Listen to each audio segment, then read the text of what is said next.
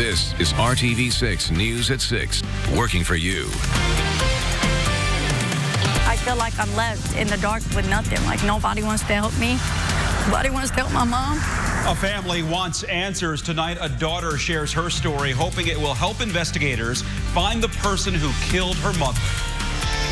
Holding somebody reliable of who was supposed to have been with my son at that time.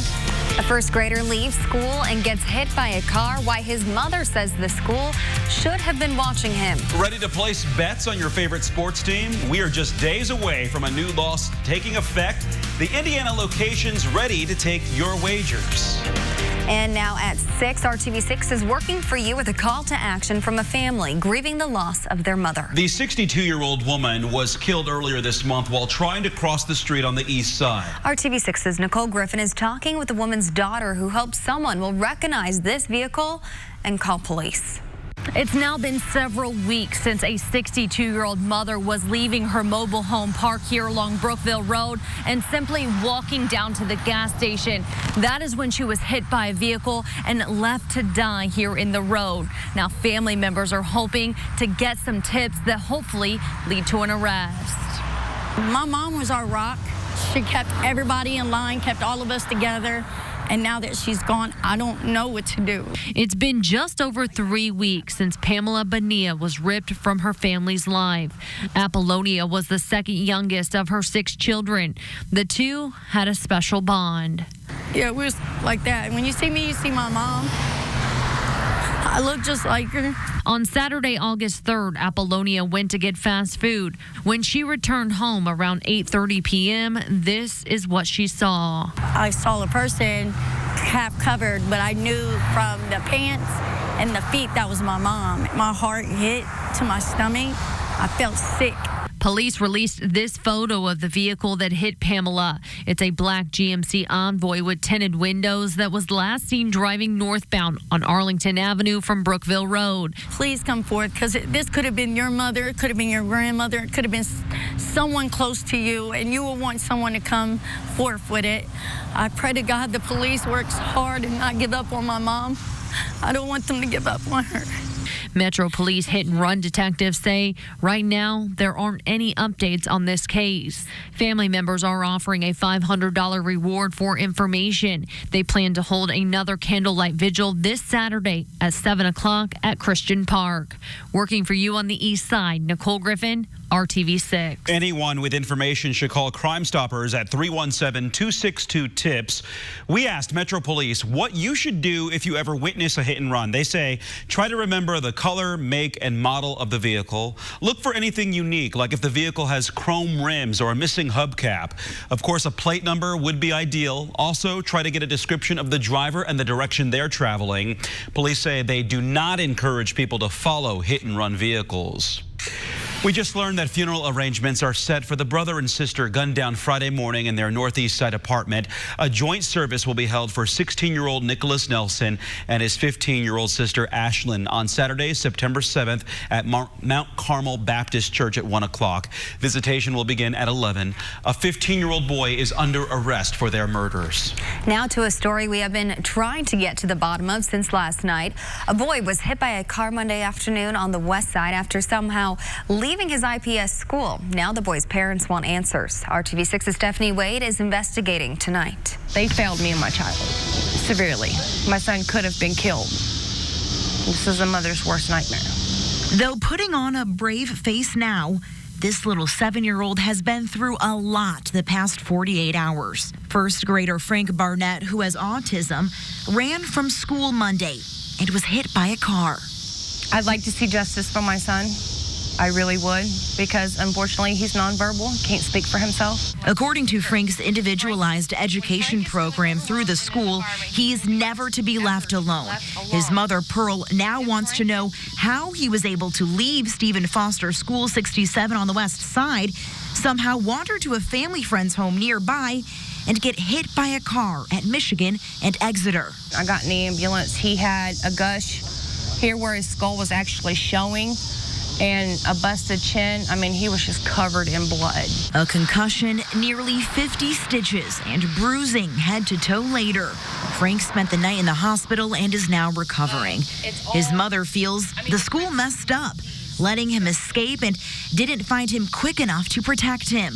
All of this happening during dismissal when students are trying to exit the school building, and Frank should have been riding home on the bus. He gets curb-to-curb services due to the autism. When he gets into one of them little moods, depending on what happened at that time of the incident, he runs. And they're all aware of this. It's stated in his IEP, which I do have, that he is to never be left unattended. He's always got to be with an adult, which he was not.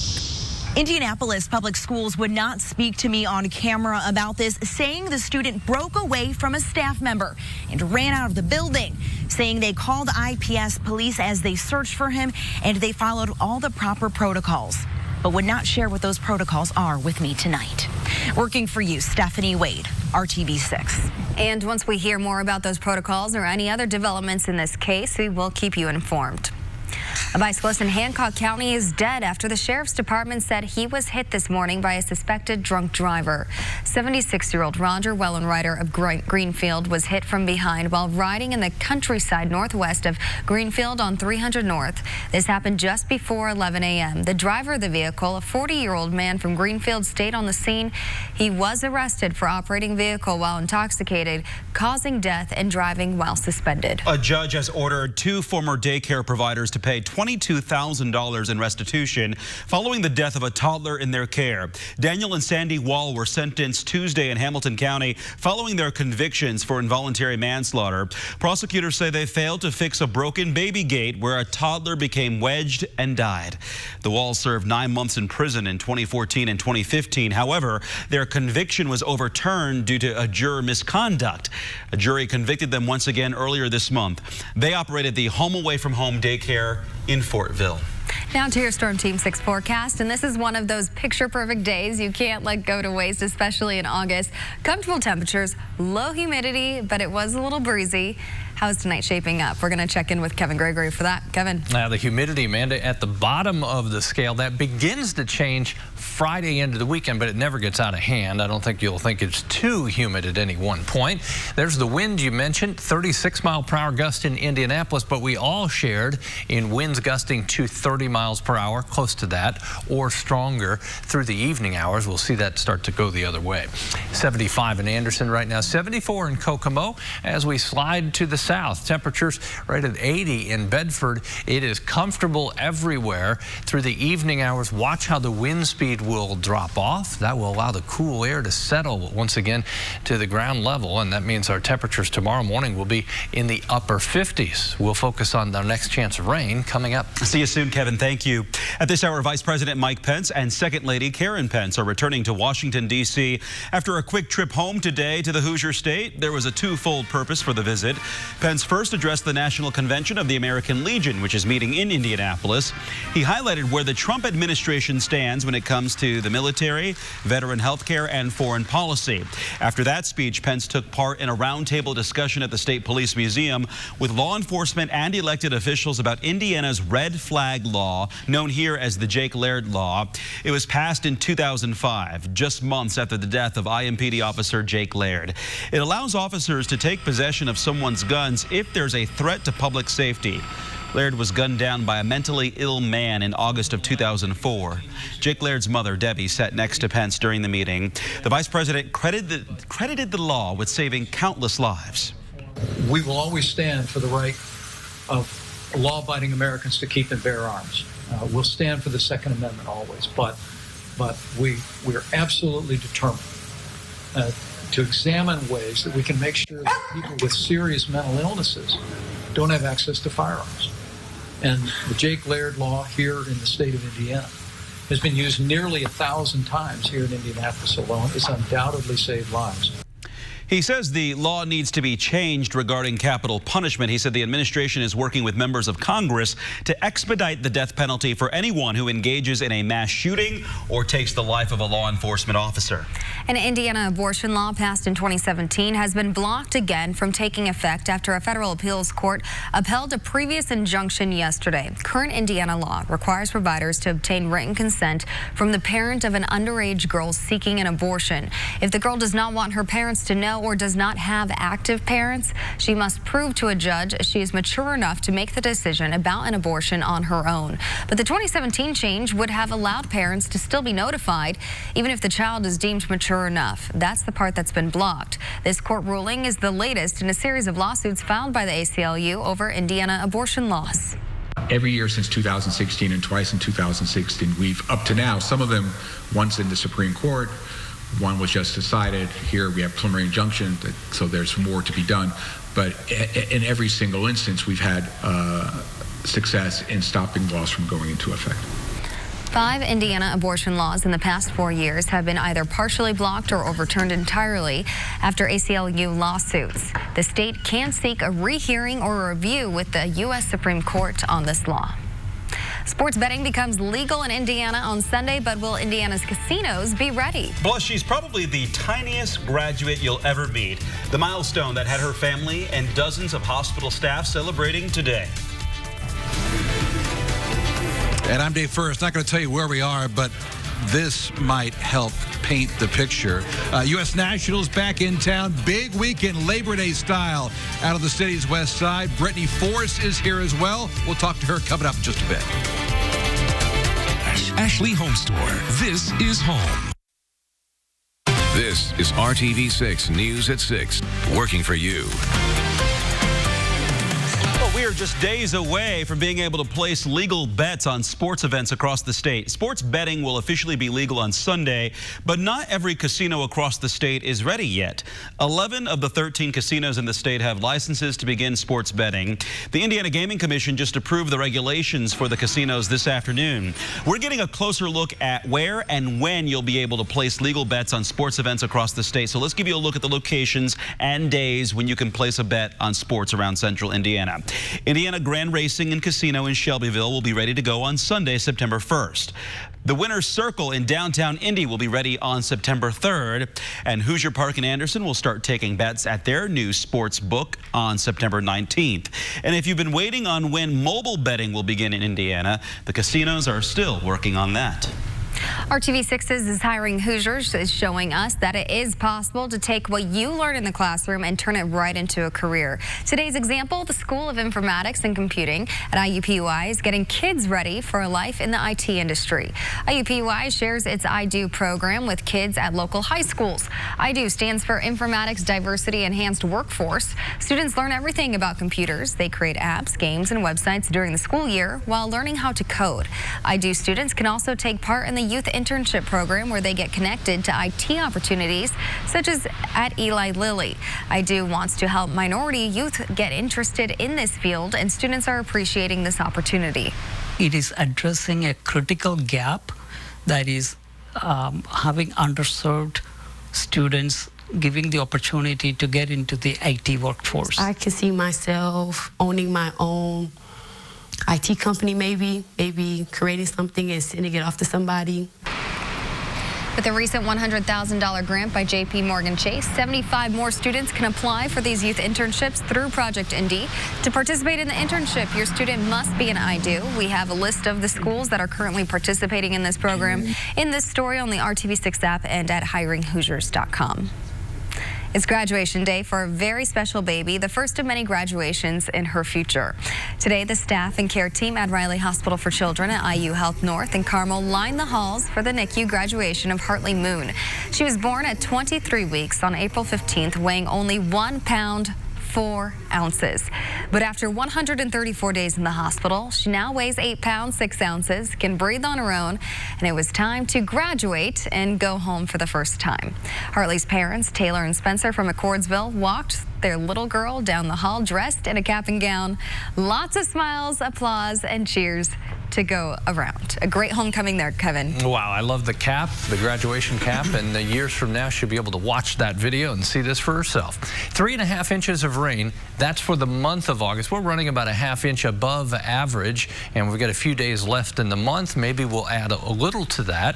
Our chance for showers and thunderstorms is there, but it's low, generally speaking, as we roll right through the weekend and toward Labor Day. All in all, your outdoor activities mainly have a green light.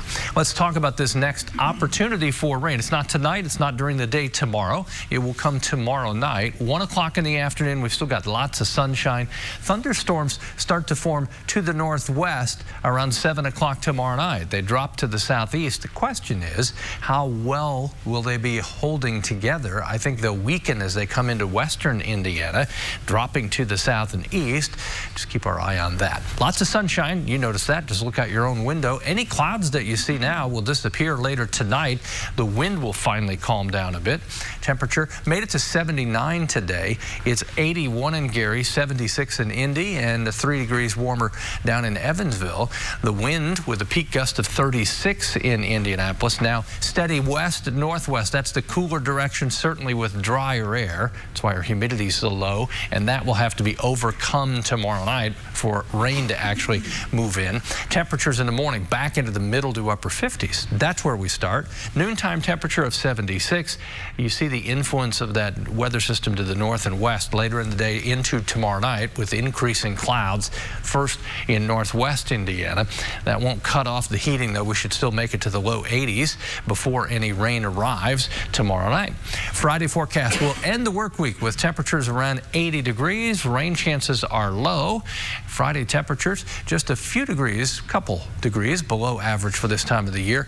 Showers, some thunderstorms develop in the afternoon hours in the southern portion or southern half of the state, according to our latest model run of TrueView or TrueCast. 81 Saturday, 82 on Sunday, a 30% chance for thunderstorms. Labor Day, the unofficial end of summer and closing of most pools. It will be warm enough for kids to go swimming one last time in the public pools.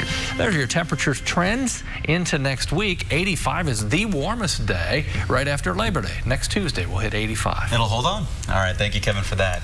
Well, as Kevin mentioned, it is almost Labor Day weekend, and that means more racing action in central Indiana. The NHRA U.S. Nationals kicked off today at Lucas Oil Raceway. Day first is live downtown at St. Elmo's, where they are celebrating the start of several action-packed days. Dave. Yeah, big kickoff here tonight at St. Elmo. And I brought yet another shrimp cocktail. This is Brittany Force, one of John's daughters. John's mad at me, I think, because at 5 o'clock, he thinks I tricked him. Yeah, that was a little... Were you part of that? You Did you put see him that? on the spot. I saw his reaction. I don't think he was expecting what was in that. But I thought he knew. I thought that was part of the deal. I guess he didn't. He says he knew. He says, I forgot, actually. So. Probably. It sounds about right. Sounds accurate. All right, welcome back to Indianapolis, Brownsburg. Big weekend for you. You guys are second in points right now in Top Fuel. We flashed back earlier this year at Houston.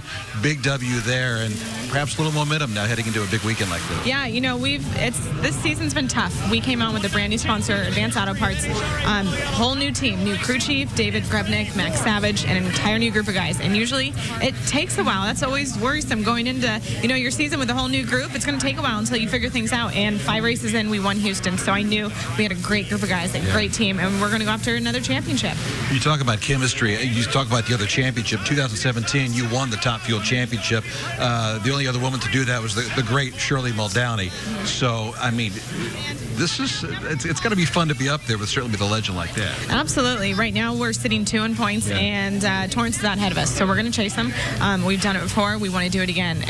We won 1 championship. We want more, and that's how the game goes. Yeah. Once you get a feeling for it, once you get a taste of it, it never doesn't end. You want more, and like I said, we've only won once this season, so we want another win.